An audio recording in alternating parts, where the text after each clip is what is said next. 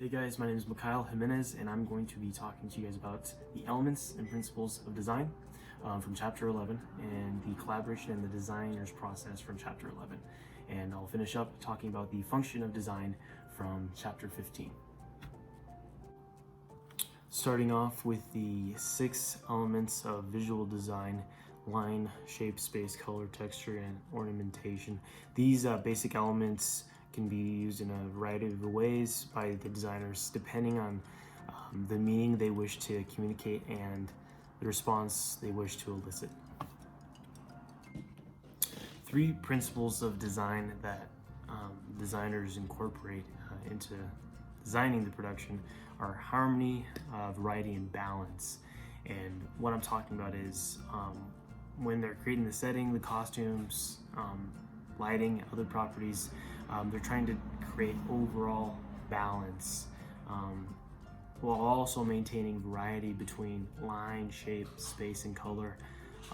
Like symmetrical balance creates the appearance of stability, even distribution of mats, making sure props are spread out throughout the stage. Asymmetrical balance can convey informality, chaos, having things scattered everywhere throughout the stage gives you a sense of that the scene is going to be a mess. The next 3 principles that we're going to be talking about are proportion, emphasis, and rhythm in scene design. Proportion implements a comparative scale of each part to others to relay a variety of impressions.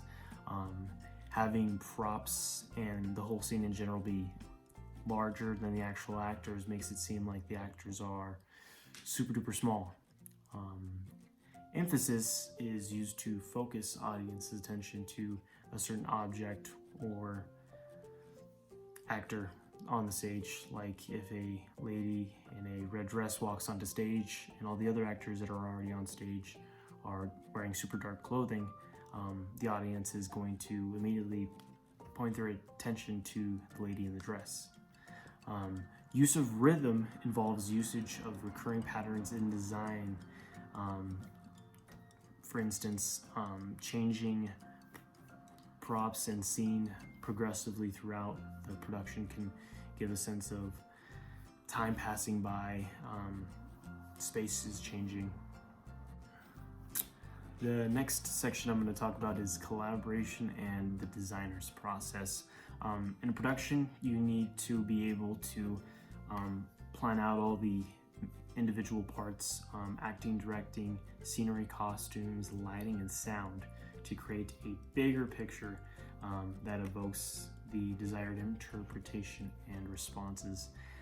So a production team is responsible for coordinating each one of their individual jobs into their production, and in order to do that they need to be able to communicate and plan out how their work is going to affect the others and how it's all going to tie in.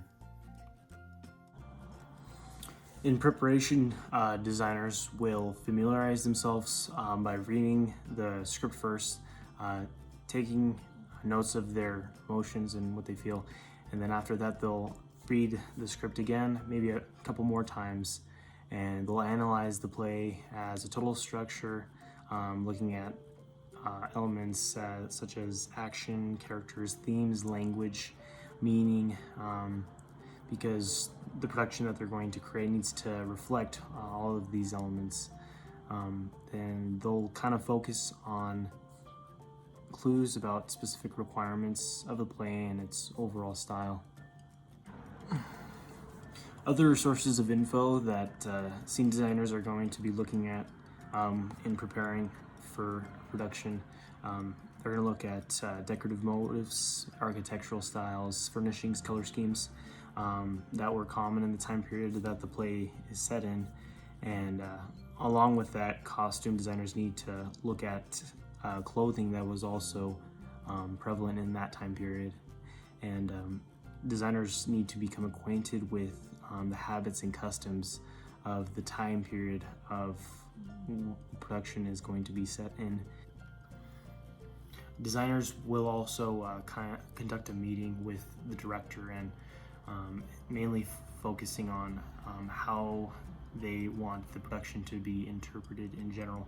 And the director will kind of introduce a initial production concept that he'll introduce to all the designers, but it's a very loose concept, and designers need to take this concept and be able to make alterations to it, suggestions to make it fit for what they're trying to do. The final section that we're going to be talking about are the functions of scene design. And basically some of these functions are designing a full floor plan, and that characterizes acting space, and it creates the mood and the atmosphere of the stage, and it kind of communicates realism to what they're trying to present. When we're specifically looking at creating a floor plan, what I specifically mean is kind of messing with the movement, composition, character interaction, and business of the stage. Some of the things that can be altered and implemented is the location of exits and entrances, placement of furniture, and presence of steps, levels, platforms to create a kind of terrain of the stage, giving it more realism.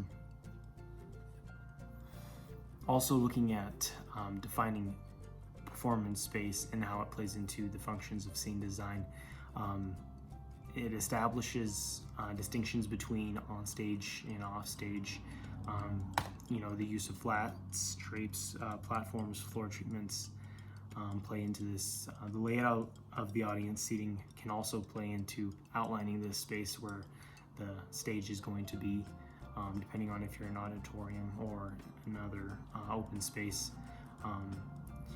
Sometimes in certain productions, acting space and audience space may be intermingled, so that actors may go out into the audience and the production is more interactive, and the audience is able to see the actors up close.